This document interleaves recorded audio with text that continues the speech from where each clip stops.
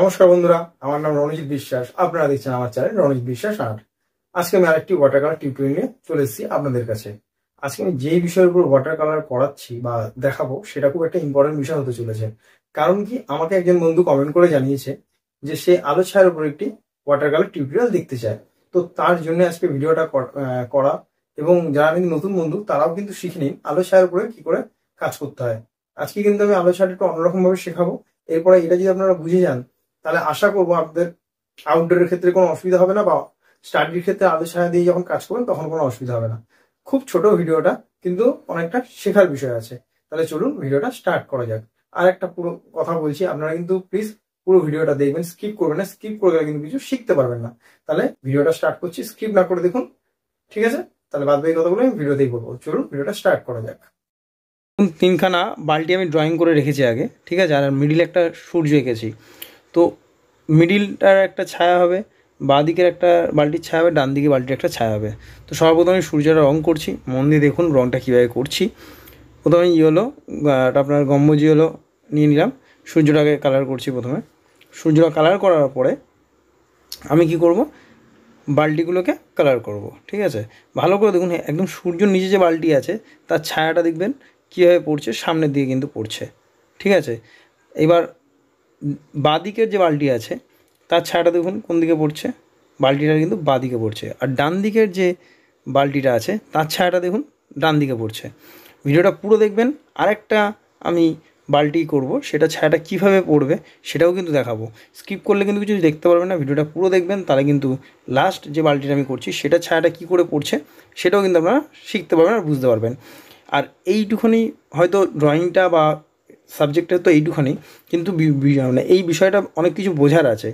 বোঝার বলতে কি, যে আলো ছায়াটা কীভাবে পড়ে, সূর্য কোন জায়গাটা থাকলে কোন দিকটা কীভাবে আলোটা পড়ে, সেটাই কিন্তু আমি পুরো শেখাচ্ছি এই ভিডিওতে, ঠিক আছে?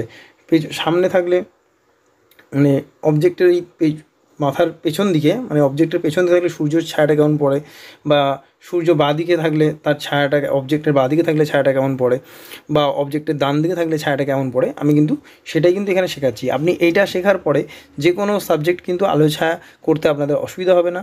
আর খুব তাড়াতাড়ি আপনারা সেটা অবজেক্টটা মানে ওয়েদারটাকে ক্যাচ করতে পারেন, বা সাবজেক্টটাকে আপনি খুব তাড়াতাড়ি করতে পারবেন কাজ, ঠিক আছে? স্টাডি বসিয়েও আপনি বুঝে যাবেন যে কোথায় লাইটটা দিলে এরম আলো ছায়াটা আপনি পাবেন।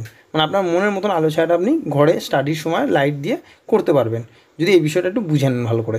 যে বন্ধু আমায় কমেন্ট করেছে আলো ছায়ার বিষয়, তার জন্য এই ভিডিওটা করা। সে কিন্তু ভালো করে বুঝে নিন যে আলো ছায়ার বিষয়টা কেমন করে হয়, ঠিক আছে? মানে কেমন করে হবে আলো ছায়ার বিষয়টা। তাহলে ভিডিওটা দেখুন, স্কিপ করবেন না। স্কিপ করলে কিন্তু কিছু শিখতে পারবেন না। বাদবাকিটা দেখতে থাকুন, প্রত্যেকটা পার্ট আমি কিন্তু দেখাচ্ছি। এরপরে ছায়ার কালারটা কী হবে সেটাও দেখবেন। আমি বলে দিচ্ছি কী কী কালার আমি এখানে পুরো ব্যবহার করেছি। এখানে কালার ব্যবহার করেছি আমি burnt sienna, vermilion red, crimson lake, gamboge yellow আর আল্টামেন ব্লু। এই কালারগুলো কিন্তু আমি ব্যবহার করেছি, ঠিক আছে? মন দিয়ে কিন্তু বারবার বলছি দেখবেন। বিষয়টা কিন্তু ছোট হতে পারে, কিন্তু এর গভীরতা অনেকটা, ঠিক আছে? এই ব্যাপারটা যদি একবার বুঝে যান তাহলে আলো ছায়া আপনাদের করতে কোনো অসুবিধা হবে না। তাহলে ভিডিওটা দেখবেন স্কিপ না করে।